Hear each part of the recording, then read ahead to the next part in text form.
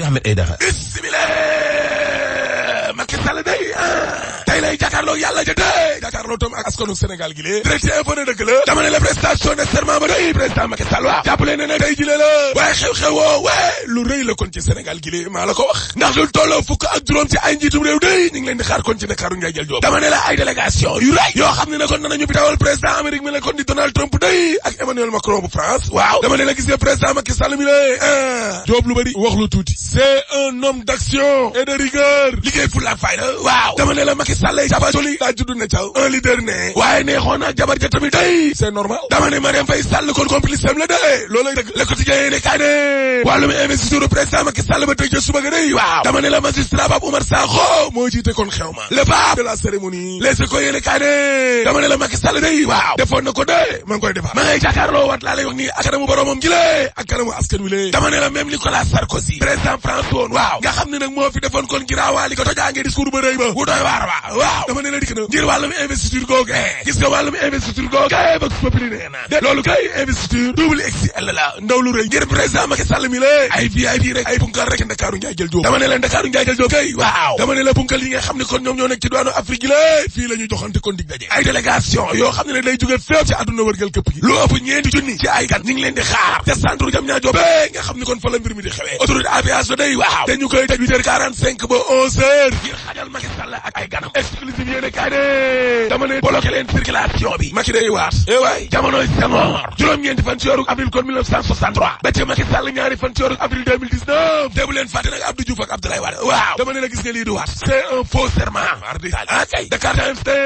xanaa xamoo leen ne ñun sénégalais yëpp dañoo war a prêter serment dañoo war a waat comme ni ko président de la république di defee waaw moo xam sénégalais bi nga xam ne nag maanaam askan wi da laa dénk day wala sénégalais bi nga xam ne da ngaa nekkoon ci secteur privé ba waaw parce que sénégalais day dañuy sàkku ne kon ci seeni kilifa seeni dirigeant di leen laaj lu bëree bëri waaye ñoom sénégalais yooyee di laaj waaw est-ce que la leen war en tant que citoyen ña ngi koy def looloo jar a laaj libération yéene kaay ne en tout cas Macky Sall day waaw walaay ndam la ci Sénégal lu rëy ndaw lu rëy fukk ak juróom-ñetti kon ci ay njiitum réew yu Afrique ñooy dikk juróom fukki délégation ak juróom-ñaar jóge ci adduna bi ñooy dikk ñoo xam ni kon ay njiitum réew leen woon dañuy dikk ak ay personnalité ay kilifa yu fort dañuy dikk ci Ndakaaru njaay jël joo dama ne la Macky Sall kay waaw yónnee na sax ay invitation opposition bu Sénégal bi lee est-ce que lañu dikk looloy coow la ginnaaw nag prestation de serment ba day waaw remaniement taxawal gouvernement bu bees Gaston Mbengue day ci évidence yéeni kaay waaw nee na man day ko xam Mohamed Boun Abdallah Dionne la sama raka la bu ñu demee daal ba di ko soppi di ko changé man day Gaston Mbengue li ma xalaat mooy Macky Sall mën ta am ku gën Aminata Touré Gaston Mbengue ne maa la wax li lée parce que Aminata Touré day lu ñuy laaj ngir nekk premier ministre mi ngeeg moom Aminata Touré mën na xam na elle est compétente jàmbaar la ndaanaan la audacieuse te tamit teg cax te Aminata Touré day buy dik kenn du ne anamu déedéet elle est charismatique waaye rawatina nag gore na elle est loyale gore muy lu jafe lool ci politicien yi guddi ñu toll ni lée man Gaston Mbengue maa ko wax dama ne la laale naa kon ak responsable APR yu baree bari kon xam naa leen waaye ku gën a fidèle gore ci Macky Sall ne Mimi Touré mi la dama ne la amul man Gaston Mbengue maa ko wax termine yéene kaay dee la mu wax mooy juróomi atu Macky Sall yi lée waaw ak lañ ko sambal ci ndënd te mu war koo def réew mi jiite ko mënul ne day miti sur saane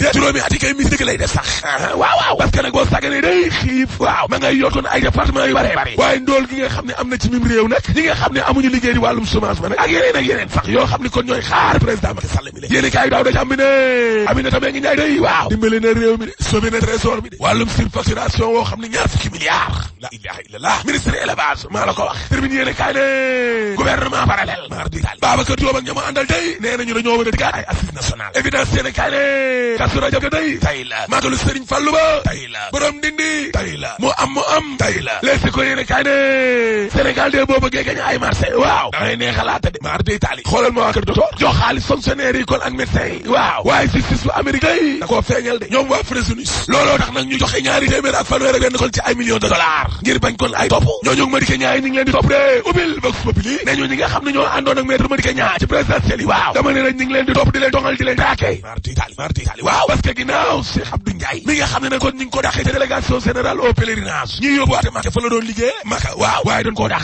ndax Madické lay àndal way Samba ginnaaw Cheikh Abdou Ndiaye moomee ne ma ñangan faal dàq nañ ko ci assemblée nationale ndax ma dikk daal lay àndal yi way samba yéeni kaa gi ne lañ fi waxoon nag ne sénégalais téeméer boo jël juróom benn fukk ak juróom 65% amuñu gaanuwaay ay toilette maanaam 12 directeur général bu ONAS day ANSD weddi na ko ak PEPAM ak OMS ak UNICEF bu ñu sukkandikoo nag ci ANDS waaw nee na téeméer boo jël ci sénégalais day fanweer ak ñaar 32% ñoo amul ay gaanuwaay de ay toilette 12 yu tax ñu naan 12 ca yàlla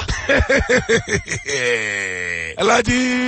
walaay sorantewul ak li ñu waxoon téeméer boo jël ci sénégalais ñu ne fanweer ak ñaar amuñu ay gaanuwaay di ay 12 yu tax ñu naan 12 waaye lii doy na waar te 12 day mooy sutura ci kër boo paree ma ne la alaaji tëjal